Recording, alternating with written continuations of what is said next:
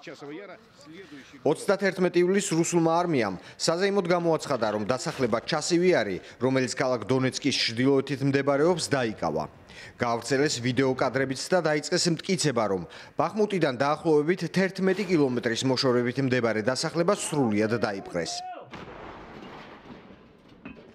ქალაქი ბახმუტი კრემლის არმიამ 2023 წლის მაისში დაიკავა. 26 თვე დასჭირდა რუსულ არმიას იმისთვის, რომ ფრონტის ამ მიმართულებაზე, კერძოდ ჩასივიარის მიმართულებით 11 კილომეტრით წინ წასულიყო. ომის შემსწავლელი ინსტიტუტის მონაცემებით, ჩასივიარის ფლანგზე დაძაბულობის 4 ძირითადი კერაა. მათ შორის ყველაზე აქტიური საბრძოლო მოქმედებები ცენტრალურ მიმართულებაზეა. ჩასივიარის ფლანგზე საბრძოლო მოქმედებებს გამოეხმაურა უკრაინის პრეზიდენტი ვოლოდიმირ ზელენსკი. პრეზიდენტმა რუსეთის მიერ გავრცელებულ ინფორმაციას დეზინფორმაცია უწოდა. ფრონტის ხაზზე, განსაკუთრებით პოკროვსკის მიმართულებით, ჩვენი დანაყოფები პოზიციებს ინარჩუნებენ. პოკროვსკი და დობროპილია. სწორედ აქ მიმდინარეობს ყველაზე ინტენსიური შეტაკებები. მნიშვნელოვანია, რომ ჩვენი ჯარისკაცები ანადგურებენ რუსულ დივერსიული დაზვერვის ჯგუფებს, რომლებიც მუდმივად ცდილობენ ქალაქში შეჭრას და იქ გამაგრებას. ეს რუსული ტაქტიკაა. ჩვენი პასუხი კი ოკუპანტების განადგურებაა. თქვენ იხილავდით რუსეთის მიერ გავრცელებულ ინფორმაციას ჩასივიარის შესახებ. ეს რუსული დეზინფორმაციაა. უკრაინული დანაყოფები იცავენ ჩვენს პოზიციებს.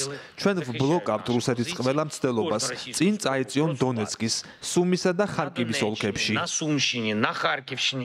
ვიდეო კადრები გაავრცელეს უკრაინის არმიის იმ დანაყოფებმაც, რომლებიც ფრონტის ხაზს ჩასივიარის ფლანგზე ამაგრებენ. მათაც უარყვეს რუსების მიერ გავრცელებული ინფორმაცია, რომ ეს დასახლება მთლიანად მოსკოვის კონტროლის ქვეშ გადავიდა. კადრებში ჩანს ის შენობები, სადაც რუსებმა დროშები აღმართეს და ასევე ჩანს, როგორ იბომბება იგივე პოზიციები უკრაინის თავდაცვის ძალების მხრიდან. უკრაინის არმიის 24 ცალკეული მექანიზებული ბრიგადის მიერ გავრცელებულ ინფორმაციაში ვკითხულობთ, რომ ბოლო 1 წლის მანძილზე რუსულმა არმიამ არაერთხელ გაავრცელა ცნობები ჩასივიარის სრულად აღების შესახებ, რაც სიმართლეს არ შეესაბამება. უკრაინის სახმელეთო ძალებში აღნიშნავენ, რომ რუსული ჯავშანსატანკო ყველა იერიში წარმატებით მოიგერიეს. თუმცა აქტიური საბრძოლო მოქმედებები გრძელდება. გასული დღის განმავლობაში სულ 160 საბრძოლო შეტაკება მოხდა. ჩრდილო სლობოჟანსკისა და კურსკის მიმართულებებზე უკრაინულმა ჯარისკაცებმა რუსი ოკუპანტების 16 შეტევა მოიგერიეს.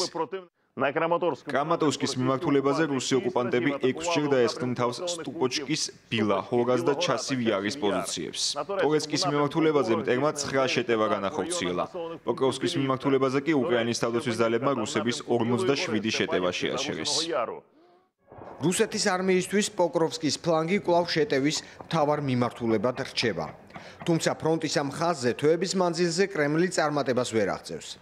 რაც შეეხება ჩასივიარს, ამ დასახლების აღების შემთხვევაში რუსულ ძალებს შეეძლებათ უკრაინის თავდაცვის სარტყელს, ერთმანეთთან დაკავშირებულ გამაგრებულ ქალაქებს სხვადასხვა მიმართულებით შეუტიონ.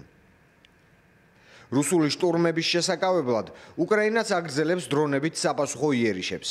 კრემლის თავდაცვის უწყების ინფორმაციით, რუსეთის ფედერაციის 6 ოლქს, ასევე შავი და აზოვის ზღვების აკვატორიაში ერთ ღამეში 60-მა უკრაინულმა დრონმა შეუტიათ.